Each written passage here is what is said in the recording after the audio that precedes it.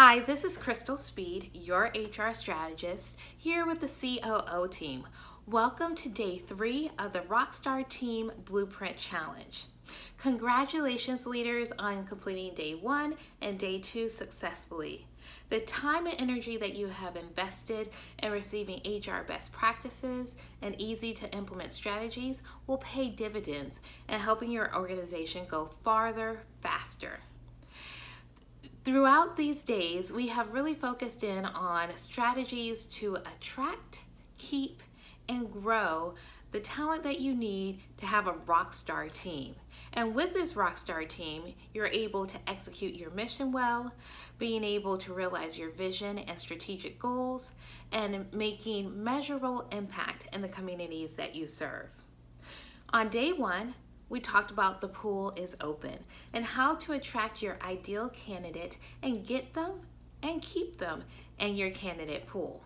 So we talked about individuals creating candidate profiles and for you developing relationships with them over time, over months, maybe even years, where they're engaged, they're excited, and once an opportunity comes for the right fit within your organization, then they're ready to move on in.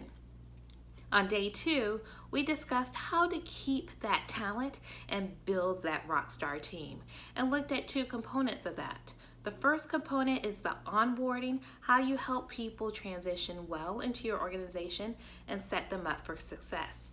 The second component is employee or people engagement and morale, and ensuring that your people are coming to your organization excited each and every day, and each and every day is worth it as they execute collaboratively to realize vision in the places and spaces where you work. Today, we are focusing in on growing your talent and growing your team so that they can continue to move forward in step and aligned with your organization. As your organization grows, you want your people to grow. You want your people to stay fresh. You want them to be able to innovate and be able to contribute at high levels. And so in order to do so, you want to invest in their growth. And that's what we're going to talk about today. Now, before we jump into the content, turn to your viewer's guide, and there is a stop and think question, just like a reflection question that I want you to give a couple moments to. It has a question and then a couple statements. The statements, you're simply saying yes or no. The question is, does this sound like you? With the 5 statements, again, simply say yes or no. The first one, my people welcome new challenges. Next, we problem solve together as a team. Knowing what excites my people helps me lead better. Fourth, my people are encouraged to learn new things that keep them fresh. And finally, as a leader, I consistently model the curious nature I'd like for my team to practice daily. So take a moment and answer those questions. So, do these sound like you? If 4 to 5 of them really do sound like you, where you answered yes to 4 or 5 of those, then great job. Keep up the great work. Continue to build on this and ensure that you have components set up that really support your individuals being eager to learn, take on new challenges, problem solve together, and have a curious mindset. Now, if you answered yes to 3 of these questions, well, hey, you have a really good foundation going, and there are some things that we can continue to do to build so that in the next few months or year or so, you'll be able to say, yes, this is totally us. If it's less than 3 that you responded yes to, well, let's get started on this work. There are some things that you can do right away and things that will be done over time to really be able to invest in your people well so that you can say that, hey, all of these are happening on a consistent basis and this is what my organization looks like. So don't worry if you had less than 3. There are things that you can do to really build that up, and the COO team is here to help you with that. Today, we're talking about investing in growth. And we're going to talk about first some strategies and some spaces where you should be investing as a leader. And then we'll talk about what happens if your people aren't growing. So with thinking about investing in your people, there are 3 different categories that we're going to look at as far as investing well. The first one is investing in your ethos. So ethos talks about the characteristics, the values, what makes your organization unique and different, and what you really hold true as core values. With the ethos, it helps set the culture or the environment for your team, and it also helps individuals, whether they're partners or clients, know what your organization stands for. So you want to invest and grow your ethos. Whether you're doing this consciously or not, know that your ethos is living, it is breathing, and the intentionality around it can pay dividends. So you want to invest and be intentional about how you're nurturing and growing and really embodying your ethos in your organization. So the first part of investing in your ethos is ensuring that you embed those values and those aspects that make your organization unique into your processes and your procedures. So you're thinking about different practices, policies, the way that you conduct your affairs as an organization. How do they reflect who you are as an organization? How are those values embedded in that? If dependability is one of the core values within your organization, how is that really embedded and integrated into the way that you engage in the client experience, or the way that your teammates deliver in a project-based role or in an event that they're executing? So you want to ensure that it's embedded in those areas. Next, you want to highlight and celebrate when your ethos is lived out. So many times we're able to reinforce positive expressions of our ethos by being able to call it out, highlight it, and celebrate it in ways that are meaningful to our people and that are appropriate for the way that they've been displayed. So it may be within a monthly meeting that you highlight the achievements or celebrate individuals who are living out the values within your organization. Perhaps you have an employee of the month, or you have a characteristic of the month where you're highlighting and showing vignettes or stories of how it's lived out. Perhaps it's through your social media channels where you're able to share how a team has really executed on the mission in a way that shows and lives out the values. Or perhaps it's a more formal recognition internally. Whatever it is, again, make sure that it's appropriate and that is a way to really emphasize and reinforce that these values matter to us, and this is how our ethos looks every day lived out amongst our Rockstar team. You also want to invest in your ethos by, at those times where marks are not met, be honest and transparent about it. So if they're going again with this perhaps dependability value that your organization may have, if there is an instance where dependability was not shown, whether in a client experience or working with a partner or even within the internal team environment, you want to call that out in an appropriate way, and then also work to do better in the future, and to do so in a collaborative way where everybody is working together to ensure that we're protecting these values, that we're living them out well, and that when we fall short, that we're able to work together to kind of build ourselves up and move forward together in a better direction. So that's investing in your ethos. Next, let's talk about investing in the team itself. Of course, the team is made up of individuals, but we're going to look at this whole team component, because in order for you to have a rock star team, it takes nurturing, it takes development, it takes intentionality around ensuring that the team is working cohesively, that they're aligned with where the organization is going, and that everybody is moving in the same direction and contributing to the success of the team. First thing in investing in your team is being intentional about team building experiences. So these may be formal experiences that are off-site where they're really geared upon being able to work together well as a team, to be able to balance strengths and weaknesses or development opportunities, and being able to get to know each other more as they look at the different components, the different aspects that individuals bring to building a cohesive team. Also, you may have less formal team building experiences, but still intentional about being able to build shared experiences, shared knowledge, and a shared understanding around strategic goals and objectives. So this may be during your regular team meetings. You have an opportunity to highlight different aspects of your team, what is working well, maybe even thinking about how we can get to know one another better so that we're able to operate from a strengths-based perspective. But whether it's formal or informal, you want to be intentional. You want to ensure that you offer opportunities for members of your team to be able to, know each other, understand each other better, and be able to work together cohesively.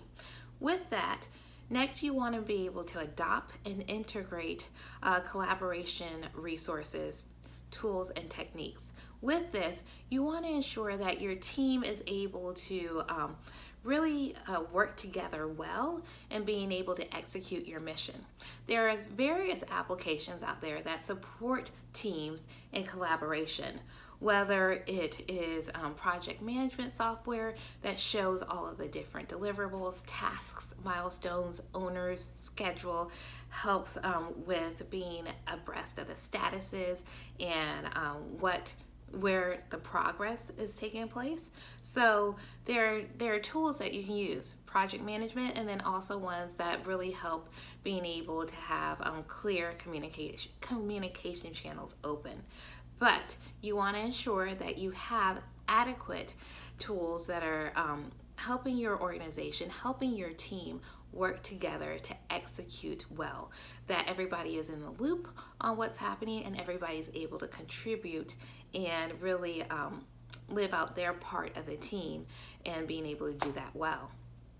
Finally, thinking about investing in your team and the communications, implementing effective communications, channels, tools, and practices that support individuals communicating well across the team. Again, applications can support this, whether it's a project management software or something that helps with real-time communications. Especially if you have a team that is geographically dispersed, you want to make sure that you have channels and opportunities for people to be able to communicate real-time with each other, to be able to work well to integrate their different tasks and duties, and being able to support one another in an environment that's conducive to open, two-way communication. Also with communication, you want to ensure that you have tools that are available to your people that are easy to use and that fit into the ethos of your organization.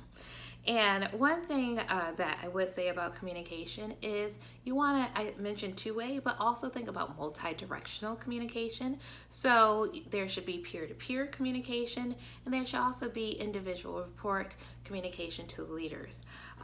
It should not be strictly top-down communication, but instead empowering your people to be able to collaborate well with one another and being able to work together and execute in a way that shows that they're effectively communicating with one another and are abreast of what's happening on the team level. So invest in your ethos, invest in your team, and finally, invest in your future. As your organization grows, your team should be growing too. Should be growing as learners, as contributors, as a team evolving.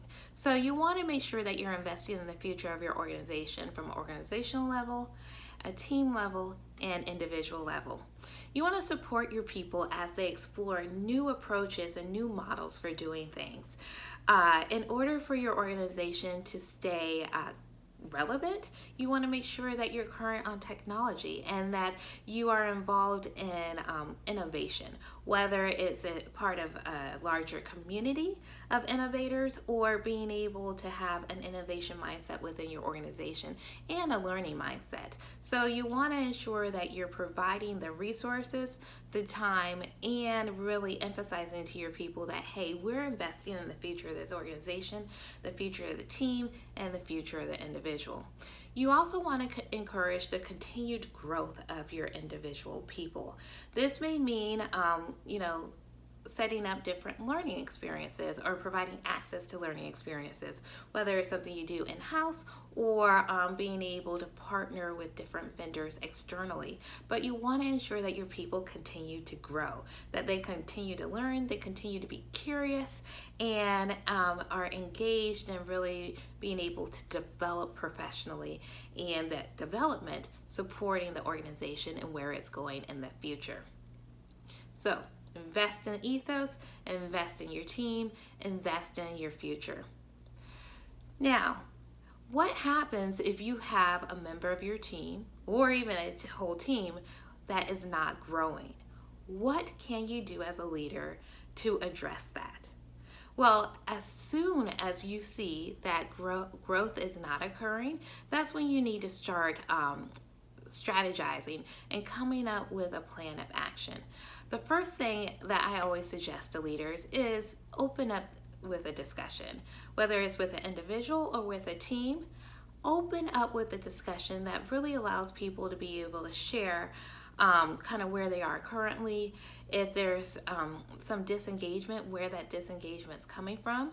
Perhaps there's something that you can easily remedy. Perhaps it's a part of a task that they don't understand, they need support. That's something that you can easily remedy. Perhaps they're not growing because they're in a role or engaged in duties that aren't aligned with their skill set or that are no longer exciting to them.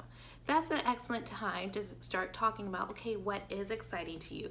What might we be able to do to think about a pathway to growing you into another area, or ensuring that there are certain components that are exciting and interesting that we can pair with some of these other tasks that you are responsible for in this particular role. So I've provided for you a couple conversation starters to have in your back pocket as you engage these discussions. Again, these discussions can be done on an individual level and also a team level, depending on what your needs are and where you see growth opportunities within your organization. The discussion, the conversation is the first step. You can possibly learn a wealth of information about your people and some of the issues that may have turned into like big challenges are headed off by just having these simple conversations. So start here. Again, the conversation starters are there for you. Utilize them as need be, and you can even think of some of your own. That will be helpful. If after a conversation is had and a plan of action is executed and you don't see results, you need to have already identified with the individual or the team times that you're going to have regular check-ins. Be transparent about the growth that is or is not occurring and what the reasonable consequences are for it. Is this individual or is this team needed to grow in order for the organization to continue to execute at high levels? If so, and if those objectives aren't being met, then it really needs to be clear and well in advance, clear about what the next steps are going to be so that individuals are actively involved in it and it doesn't come as a surprise to anyone, not to our leaders, not to our team, not to our individual people. So invest in the growth by investing in ethos, investing in your team, investing in your future, and when the growth isn't happening, have open and honest discussions and dialogues around what's happening. Get to know a little bit more about your people or your team in order to come up with a plan of action and next steps to hopefully address the growth that needs to occur in order for the team to continue being a rockstar team and for you guys to be able to execute on your goals and to move or continue to move to those next levels as your organization crushes your strategic objectives. Today, again, is our last day of the 3-day challenge. Thank you for participating in this challenge. And guess what? We have one more task for you to do today. Today we have a challenge all about investing in your people, and we want to know, what are you doing currently, or what are you interested in implementing that shows that you're investing in the growth of your people? So today's challenge is, how are you investing in your team? Share an investment strategy that you currently use or one that you want to use in the future, and share that on the 𝐂𝐞 team page on Facebook. There's a thread dedicated to day 3, so go ahead and find that thread and share with us the investment strategy that you use or want to start using to invest in your people and invest in the growth of your Rockstar team. Make sure that you use the hashtag Rockstar Team Challenge, Team Blueprint Challenge rather, so the whole title, Rockstar Team Blueprint Challenge, and share with us those strategies. If this has been helpful to you, then definitely drop us a comment on our Facebook page telling us what exactly has been most helpful to you during this 3-day challenge. And if you're ready to go deeper, if you want to take advantage of this HR expertise that is here waiting for you through me, your HR strategist, I invite you to visit the 𝐂𝐞 team page and schedule a consultation with a member of the 𝐂𝐞 team. We'd love to be able to talk to you about your people needs, being able to talk to you about what we can do to help you learn some of these HR best practices and implement them well, so that you are attracting, keeping, and growing talent that builds your Rockstar team. Until next time, we wish you luck in implementing this, and congratulations on completing our 3-day Rockstar Team Blueprint Challenge. Take care.